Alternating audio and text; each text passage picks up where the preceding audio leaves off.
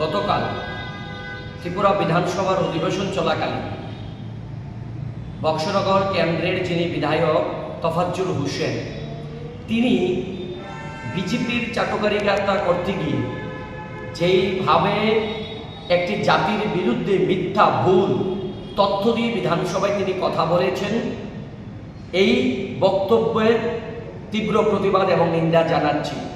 তিনি বলেছেন আমাদের রাজ্যে এবং গোটা দেশে বিভিন্ন অপরাধমূলক কর্মকাণ্ডের সঙ্গে নাকি মুসলিম জাতিরা নাকি জড়িত থাকেন, তারপরেও নাকি ভাজপা সরকার বা মোদী সরকার মুসলিম জাতির উন্নয়নের স্বার্থে কাজ করেন। তিনি কিসের ভিত্তিতে এই কথা বললেন আমরা জানি না। এই ঘৃণ্য একটা মিথ্যা ভুল তথ্য তিনি যে বিধানসভায় দাঁড়িয়ে বলেছেন, এর তীব্র প্রতিবাদ এবং নিন্দা জানাচ্ছি। তার পাশাপাশি দাবি করব রাজ্যের মাননীয় মুখ্যমন্ত্রীর কাছে এবং বিজেপি সরকারের কাছে, তিনি বিধানসভাতে দাঁড়িয়ে এই যে বক্তব্য রাখলেন একটি জাতির বিরুদ্ধে, এই বক্তব্য বিধানসভার মধ্য থেকে যে রেকর্ড করা হয় সেখান থেকে বাদ দিতে হবে।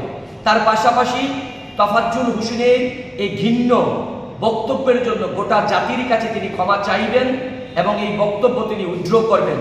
আর না হয় গোটা রাজ্য জুড়ে ওনার এই বক্তব্যের জন্য একটা বৃহত্তর আন্দোলন গড়ে তোলা হবে। কারণ এইভাবে তিনি নিজে মন্ত্রিত্ব লোভের জন্য, সরকার পক্ষকে খুশি করার জন্য একটা জাতির বিরুদ্ধে এইভাবে মিথ্যা কথা তিনি বলতে পারেন না।